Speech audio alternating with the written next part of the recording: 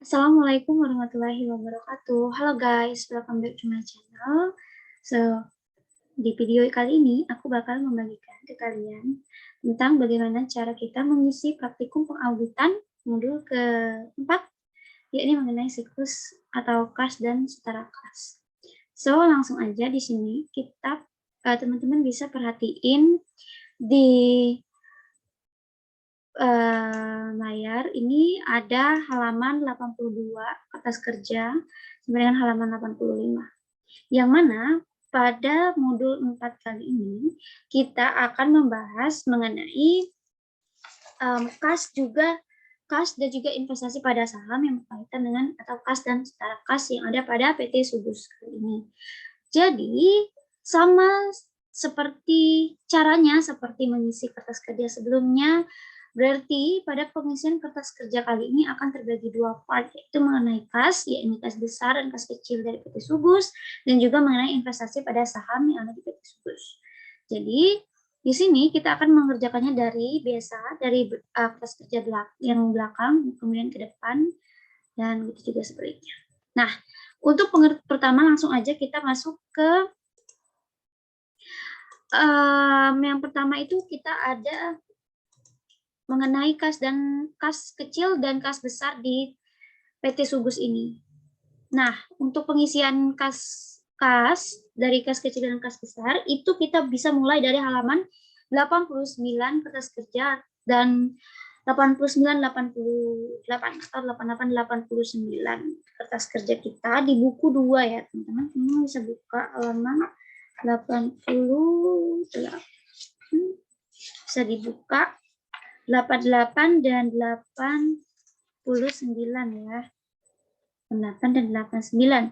88 itu isiannya itu yang supporting schedule Bank Lupo dan halaman 89 atas kerjanya ialah indeks C41. Jadi ini ada supporting schedule ini indeks C4-nya, kemudian sub supporting schedule Bank Lupo ini ada C41.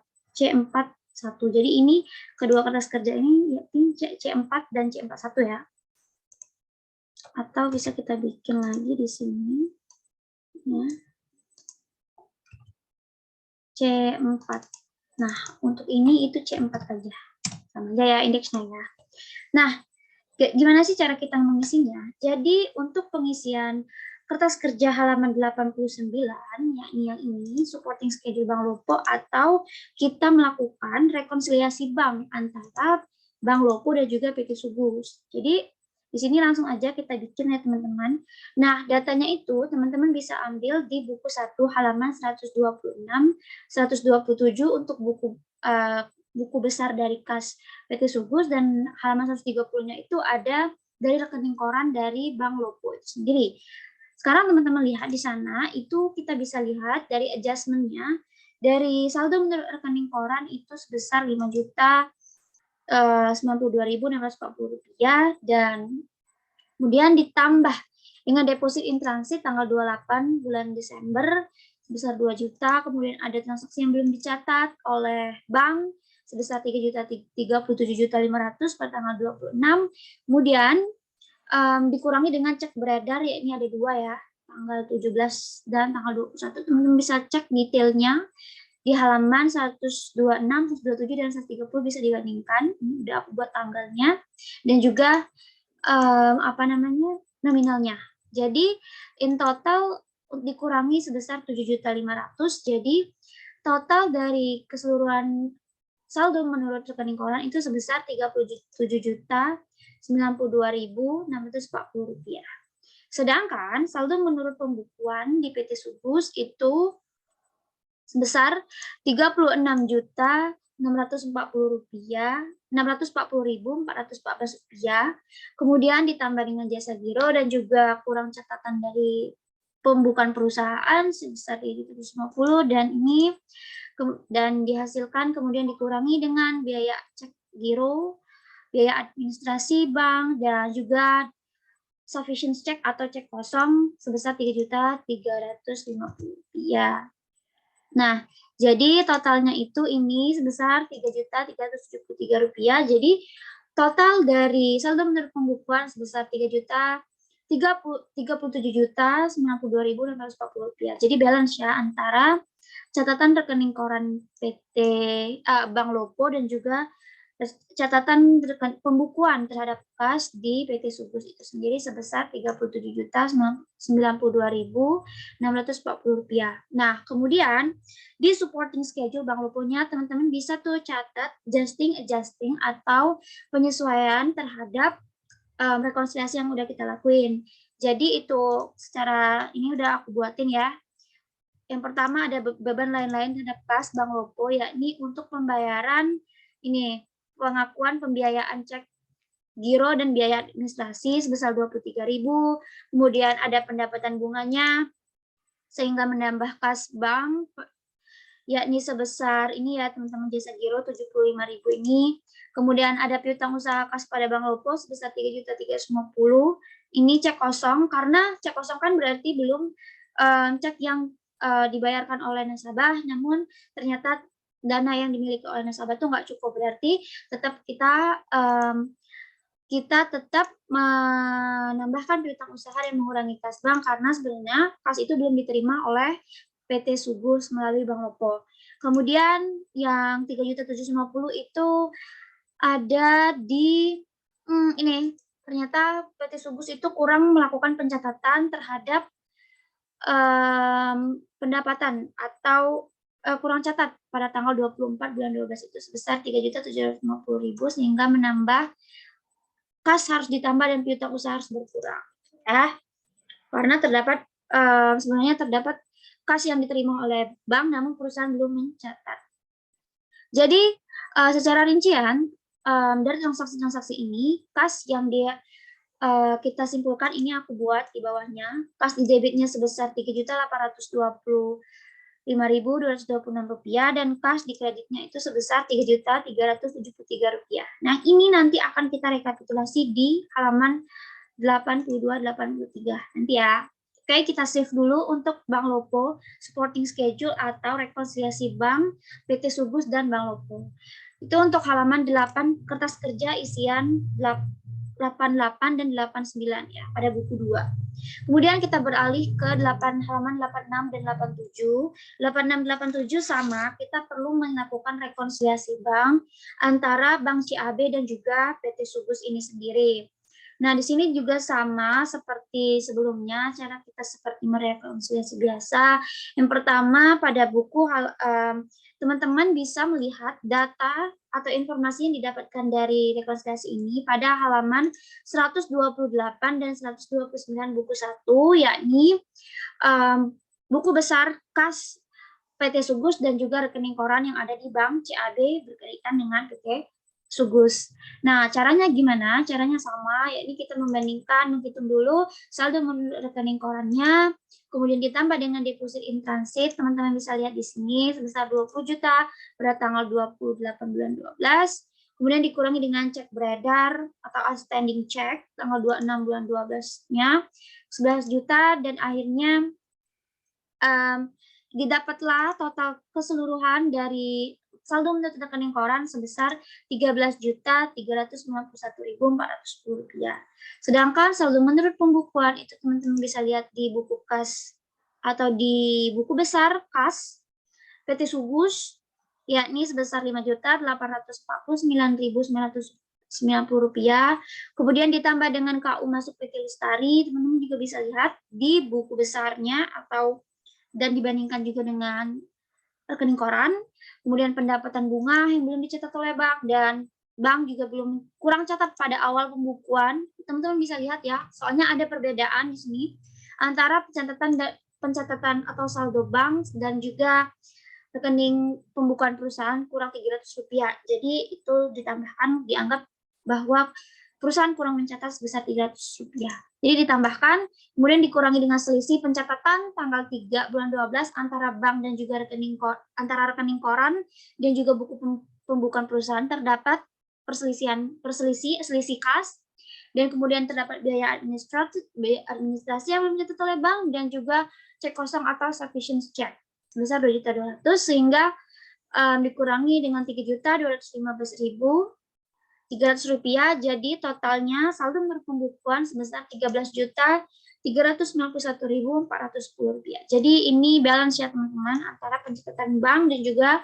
pencatatan pembukuan perusahaan. Nah, jadi untuk pengisian buku supporting schedule Bank CAB-nya pada halaman 86 buku 2, teman-teman juga perlu melakukan koreksi jurnal atau jurnal apa saja sih sebenarnya yang terkait dalam transaksi rekonsiliasi bank antara PT Subus dan Bank CAB ini. Jadi itu ada kas terhadap piutang usaha sebesar 10.600.000, yakni KU masuk yang belum yang telah diterima oleh bank namun belum dicatat oleh PT Subus. Kemudian ada pendapatan bunga yang harus diakui oleh PT Subus. Beban lain-lain berupa biaya administrasi bank terhadap kas Bank CAB dan piutang usaha sebesar 2.200.000 ini berupa cek kosong ya, karena ceknya atau belum diterima pembukuan atau pembayaran dari kas masuk dari bank karena cek kosong, karena cek dari nasabah kita atau klien kita itu dananya kurang sehingga tidak bisa dicairkan uangnya. Kemudian ada utang usaha terhadap kas sebesar 193.000 ini atas selisih catat. Jadi perusahaan kurang mencatat karena di sini yang kita ambil itu adalah yang paling akurat itu yang dicatat oleh rekening koran. Jadi terhadap selisih perselisihan atau kurang catat oleh PT Subus sebesar 990.300 rupiah. Jadi mengurangi utang dan mengurangi kas kita. Mengurangi utang dan mengurangi kas ya, dan juga berarti secara rincinya saya udah jelasin di sini. Dari di debitnya itu sebesar 10.756.800 rupiah dan secara kreditnya itu kas berdasar di rekening atau di bank CAB itu sebesar 3.215.300 rupiah. Jadi teman-teman cukup menambahkan aja ininya dari transaksi ini. Kemudian yang ada di sini, yang ada di supporting schedule Bank CAB, dijumlahkan aja dan akan kita rekapitulasi di halaman 82-83 nanti. Nah, kemudian lanjut kita beralih ke halaman 85 dan 85 terlebih dahulu, yakni indeks C2. Nah, untuk pengisian indeks C2 ini, itu kita melaksanakan berita acara pemeriksaan uang kas yang ada di PT Subus. Jadi, itu teman-teman bisa ambil datanya di halaman 124 pada buku 1. Terdapat ini yang halaman 85 kita melakukan pemeriksaan terhadap kas kecil ya teman-teman. Jadi itu dianggap ini nama perusahaannya PT Subus dilakukan pada tanggal belum ada sih. Dilewatin aja, terus pemegangnya kas saudari Sabrina di sana ada disebutkan. Kemudian teman-teman masukkan sisa menurut buku kasnya tanggal 31 Desember 2018 itu sebesar 2 juta ya teman-teman, bisa lihat itu juga di halaman 124 buku 1. Kemudian pengeluaran yang belum dibukukan itu 270.000. Teman-teman di situ ambil yang petty cash karena masih belum diisi kembali atau reimbursement, jadi itu belum diisi kembali. Yang biaya-biaya atau petty cash voucher karena kas kecil belum diisi kembali, itu teman-teman jumlahkan semuanya. Totalnya semua itu ada 270.000 rupiah. Nah, kemudian uang dalam kas B itu yang pertama ada uang tunai, ada uang kertas, dan uang logam. Teman-teman tinggal memasukkan aja yang ada di kas kecil atau petty cash. Kemudian untuk begitu juga dengan uang kertas di sana ada, dan juga uang logam di sana juga ada. Tinggal masukkan dan hitung persatuannya. Kemudian surat-surat berharga itu nggak ada, atau lain-lain bon-bon yang belum diperhitungkan juga nggak ada, sehingga jumlah uang dalam kas itu sebesar 1.530.000 rupiah. Nah, jadi selisih uang kas itu terdapat kekurangan kas ya teman-teman, karena jumlah sisa uang kas menurut buku harusnya sebesar 1.730.000, ternyata uang yang ada di secara fisiknya ada 1.530.000.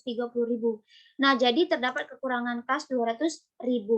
Itu ya untuk perhitungan kas kecil. Kemudian kita beralih ke perhitungan halaman 84 yaitu perhitungan terhadap kas besar. Di sini sama seperti sama dengan cara sebelumnya. Teman-teman bisa lihat juga di halaman 123 dan 124 sebenarnya bisa. Di sana teman-teman bisa lihat ya nama perusahaannya PT Subus, diisi sesuai dengan datanya, pemegang kas saudari Sabrina, kemudian sisa uang kas menurut buku kas itu ada ya, tanggal sisa menurut buku kas pada tanggal 31 Desember 2018 itu sebesar 3 juta. Teman-teman bisa lihat itu di halaman 124. Ada ya teman-teman. Anda mendapat buku kas dari saudara Olivia itu. Tabelnya itu ya teman-teman, bisa dilihat di sana. Kemudian mutasi pada tanggal 3 sampai dengan 10 2019 dari tanggal 3 sampai tanggal 5 bulan 1 yang dimaksudnya ya. Atau bulan Januari ya, teman-teman. Maaf, ini ada salah pengetikan. Jadi ini bulan 1 gitu. 2019 itu terdapat jumlah debitnya ada 24 juta, teman-teman jumlahkan aja ya. Dan jumlah kreditnya juga ada 24 juta. Teman-teman cukup jumlahkan saja yang di debit dan kreditnya ada berapa. Itu ada 24 juta, bisa dilihat ya di buku kas besarnya di halaman 124. Kemudian sisa buku kas pada tanggal 5 itu ada 3 juta di akhir sekali ya teman-teman. Kemudian pembukuan yang belum dibukukan itu sebesar 8 juta. Teman-teman juga bisa lihat di halaman 124 di bawahnya selisih saldo kas dari hasil perhitungan fisik kas berdasarkan penjelasan klien adalah sebagai berikut. 6 juta dan 2 juta itu dari PT Pelita dan dari PT Merdeka. Teman-teman masukin, jadi jumlah pengeluaran yang belum dibukukan itu nggak ada, jadi jumlah sisa uang kas menurut buku itu ada 11 juta ya teman-teman. Nah kemudian uang dalam kas ini teman-teman juga bisa lihat di halaman bagian kas besar, mengenai info-infonya di halaman 123, tinggal masukkan aja uang kertasnya berapa dan uang logamnya berapa. Jadi aku singkat aja di sini. Dan jumlah uang tunainya itu ada 10.985.000 untuk uang kertas dan juga uang logamnya sebesar 15.000. Jumlah uang tunainya jadi sebesar 11 juta. Nah, di sini ada surat-surat berharga ya teman-teman. Ternyata surat-surat berharganya diketahui dan teman-teman juga bisa lihat di halaman 123 berupa yang belum disetor ke bank itu ada 11.900.000, itu ada Bank CAB itu di PT Merdeka 10 juta, Bank NIB dan Bank IIB itu ada 1.500.000 dan 400.000 masing-masing, sehingga ditotalkan itu ada 11.900.000. Jadi surat-surat berharganya itu 11.900.000. Bon lain-lain atau lain-lain yang belum diperhitungkan itu enggak ada. Jadi jumlah uang dalam kas teman-teman cukup jumlahkan aja 11 juta ditambah dengan 11 juta ditambah dengan lain-lain atau surat berharga tadi jadi sama dengan 20.900.000 uang dalam kas kita. Dan ternyata jika dijumlahkan berarti ada kelebihan kas ya teman-teman sebesar 11.900.000 rupiah karena jumlah sisa uang kas menurut buku kita ada segini nih. Ternyata setelah dihitung secara fisik ternyata ada 22.900, jadi terdapat kelebihan. Nah, nanti akan kita lakukan rekapitulasi di halaman 82 dan 83. Next. Nah, di sini untuk halaman pengisian kertas kerja halaman 82, kita lihat di halaman 82 ya.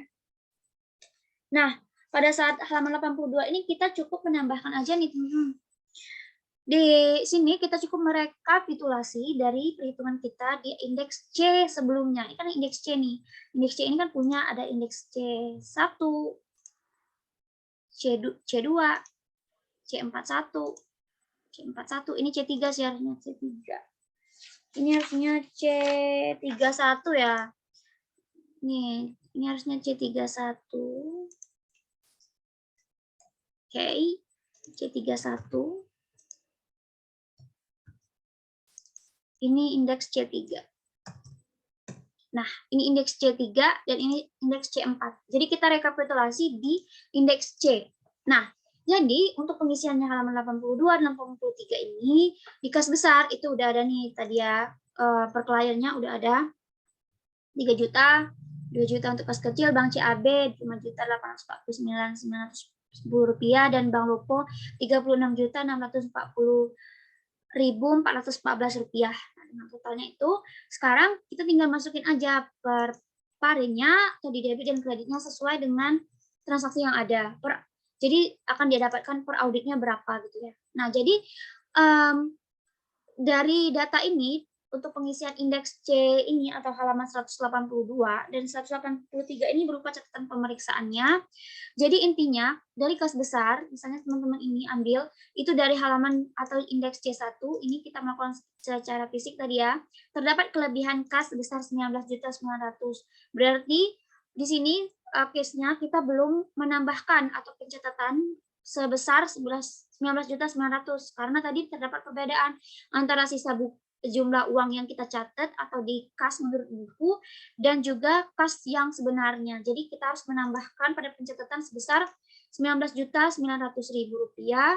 Kemudian di indeks C2-nya untuk kas kecilnya kita tadi mengalami kekurangan. Ternyata yang seharusnya di buku itu 1 juta, maksudnya 1.730.000, namun ternyata uang yang sebenarnya ada itu cuma 1.530.000.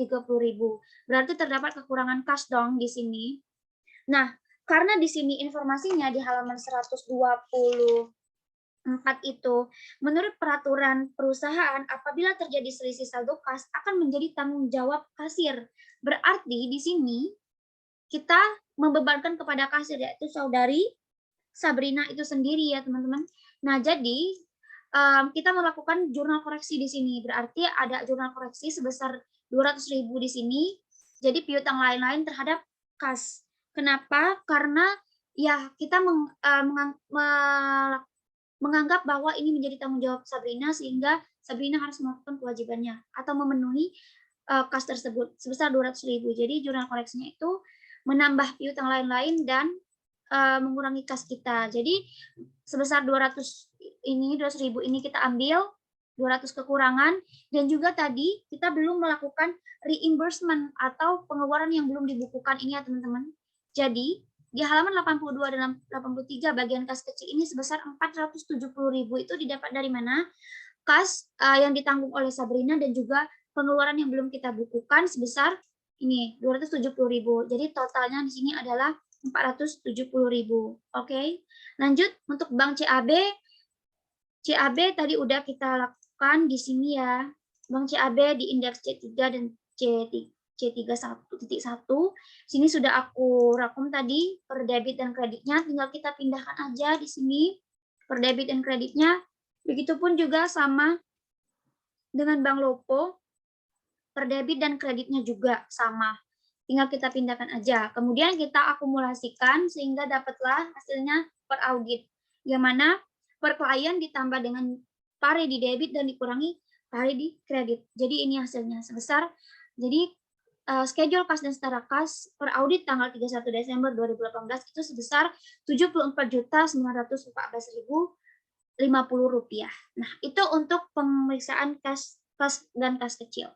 Selanjutnya kita beralih ke investasi. Di sini kan perusahaan juga investasi pada saham. Kas dan setara kasnya itu berupa investasi pada saham. Di halaman 125 buku 1 teman-teman bisa lihat untuk pengisian kertas kerja selanjutnya yakni tanggal halaman 92 dan 93 atau indeks D. Tadi kita sudah menyelesaikan indeks C, kemudian beralih ke indeks D. Kita beralih ke indeks D ini pengisian pada schedule surat berharga, teman-teman. Jadi di sini ada dua ya, kalian bisa lihat di halaman 125 buku 1, yakni ada investasi dan investasi saham dan juga deposito berjangka. Di sana yang pertama kita bahas terlebih dahulu yaitu saham. Yakni saham kita ada dua, PT Garam dan juga PT Gudang. Masing-masing sebanyak 10 lembar untuk PT Garam dan 10 lembar untuk PT Gudang ya. 10 garam, 10 lembar, dan 20 lembar untuk PT Gudang. Nah, nominalnya itu ada 10.200 untuk PT Garam, dan PT Gudang itu sebesar 8.375 rupiah maksudnya.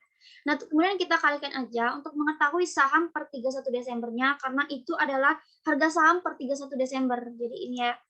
Kita kalikan, ini sebenarnya bukan harga nominal sih, maksudnya ini adalah harga per nilai wajar tanggal 31 Desember. Ini nilai wajar per 31 Desember ya. Jadi kita kalikan aja 10.200 dan ini. Jadi hasilnya itu sebesar Rp269.500.000. Nah, jadi ini saham per 31 Desembernya. Kemudian total nilai saham sekarang itu yakni, nah sebesar ini ya, selisihnya ini berapa ini? Berarti selisihnya total kita harus mencari nih selisihnya berapa gitu kan teman-teman. Nah, jadi di selisih ini kita cukup mencari nih, ini saham tanggal 31 sih sebenarnya, saham kita tanggal, ini bukan tanggal 31 ya, berarti ini harusnya saham tanggal 1 lah anggaplah ya, atau saham per audit per klien. Nah, ini saham per kliennya ada Rp265.000 per ininya. Ternyata ini di akhir Desembernya ini berarti kita harus mencari selisih nih, ada nggak sebenarnya pendapatan dari investasi saham yang belum disesuaikan oleh perusahaan. Nah, jadi kita kurangin aja total saham sekarang, yakni tahun 31 Desember per auditnya dikurangi dengan total saham per kliennya ini maksudnya. Jadi sebesar 4.500.000, jadi terdapat 4.500.000 selisihnya. Karena nilai wajarnya, karena ini nilai saham pada tanggal 31 Desember, karena nilai wajarnya pada tanggal 31 Desember lebih besar daripada nilai nominalnya, berarti kita mengalami laba di sini, sehingga kita mengakui adanya laba dan melakukan jurnal koreksi, yakni investasi pada saham sebesar 4.500.000 dan juga pendapatan lain-lain sebesar 4.500.000, karena ini diakui sebagai pendapatan, kan? Nah, jadi langsung aja untuk investasi pada saham di sini teman-teman masukin per debitnya di debit, karena kita mengakui adanya pendapatan pada saham atau investasi pada saham kita bertambah sebesar 4.500.000. Kemudian untuk yang kedua ada deposito berjangka, yakni deposito pada Bank CAB dalam rupiah sebesar 1 miliar dan juga dalam USD sebesar 30.000 USD atau US dollar. Nah, maaf, di sini ternyata diketahui bahwa nilai tukar pada tanggal 31 Desember itu sebesar 15 juta, teman-teman. Maksudnya Rp15.000. Jadi kita tinggal kalikan aja per dalam USD-nya 30.000 dikali dengan 15.000 sama dengan 450 juta, sehingga total deposito Bank CAB kita sebesar 1.450.000.000. Nah, setelah itu kita bisa lihat nih, ada nggak perbedaan antara deposito bank CAB kita di per auditnya sama per klien. Ternyata tidak ada ya teman-teman, tidak ada perbedaan atau nilainya sama, sehingga tidak perlu disesuaikan. Berarti tidak ada penyesuaian di dalamnya. Sehingga deposito berjangkanya tidak perlu disesuaikan dan kosongkan aja seperti ini. Teman-teman bisa lihat, langsung aja kita isi di indeks D-nya. Kemudian sama dengan cara sebelumnya, kita mengakumulasi antara per klien ditambah pare di debit dan dikurang pare di kredit sebesar sama dengan per audit tanggal 31 Desember 2018. Jadi didapatlah ini. Jadi investasi atau schedule surat berharga kita bernilai dengan total Rp1.719.500.000. Itulah untuk pengisian indeks D ya teman-teman. Kemudian kita beralih selanjutnya ke indeks TOC2. Nah, di indeks TOC2 ini teman-teman cukup, di sini udah ada ya, kita indeks TOC2 beralih dulu, kita lihat sama-sama. Di sini sebenarnya teman-teman cukup melakukan pemeriksaan terhadap kelengkapan dokumen pendukung, atau di sini kita sebut uji transaksi penerimaan bank. Nah, di sini teman-teman cukup melihat uji transaksi penerimaan bank atau datanya diambil dari buku Bank Lopo dan Bank CAB. Jadi ini kan penerimaan nih, berarti setiap penerimaan teman-teman uji transaksinya, sebenarnya ada nggak transaksinya di sana gitu. Dan masukin aja nominalnya berapa, kelengkapan dokumennya ada, dari nomor bukti, tanggalnya, dan semua dari buku Bank Lopo dan Bank CAB atau rekening koran dari buku bank ya. Kemudian tinggal pindahin aja, karena ini transaksi penerimaan jadi berkaitan dengan penerimaan kas. Kemudian halaman 95-nya teman-teman juga sama, cuma bedanya di sini kita mengisi indeks TOC4 atau uji schedule, uji transaksi pengeluaran bank. Jadi di sini bedanya yaitu berkenaan dengan pengeluaran kas kita. Jadi teman-teman bisa lihat ini datanya diambil dari halaman 126 sampai dengan halaman 129 buku 1. Data diambil dari buku Bank Lopo dan Bank CAB juga. Ini sama sepertinya teman-teman cuma bisa lihat di buku besarnya itu ya, teman-teman. Nah, mungkin ini aja sih dari aku. Semuanya sama, tinggal memindahkan dan memasukkan aja. Ini saja dari aku, semoga bermanfaat. Dan mohon maaf apabila ada kesalahan. Terima kasih. See you, bye-bye.